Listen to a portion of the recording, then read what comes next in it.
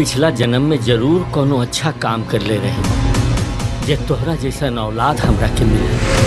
अपन माई के दिहल वचन निभावे खातिर अपन खुशी के गला घोट दे। नमस्ते प्रणाम, आप सब देख रहल बानी एगो नया ट्रेलर की रिव्यू जोना के नाम बा ये स्वर्ग हमारा, जो कि यूट्यूब पर रिलीज़ हो चुकल बा एकर ट्रेलर।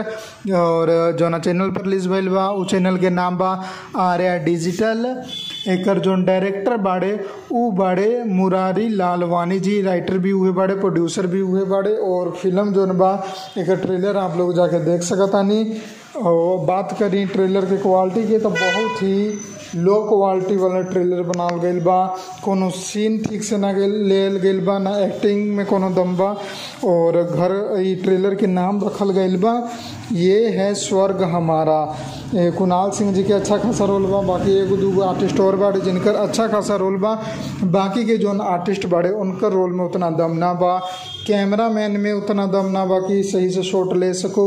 एकरा अलावा आप सबके बताएं कि जोन मेकअप आर्टिस्ट बा ओकरों में बहुत सारा कमी बा। और शायद ई बजट के कारण भी हो सकेला कि बजट बहुत छोटा हुई।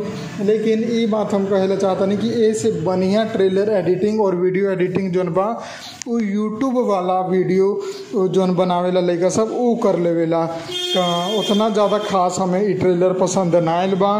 फिर भी अगर आप लोगन के देखे के बा तो जाके देख सकतानी आर्या डिजिटल पर। बहुत ही बेकार और वाहियात ट्रेलर बनावल गईल बा। आप लोगन के तनको भी ई ट्रेलर देखला में आनंद ना आई। और शॉट बहुत ही पुराना तरीका से लियल गईल बा, अच्छा ना लागल। हमारी रिव्यू अगर आप लोगन के पसंद आयल तो वीडियो के लाइक कर देम और चैनल के सब्सक्राइब करके बेल आइकन जरूर दबा देम। जय हिंद, जय भोजपुरी, प्रणाम।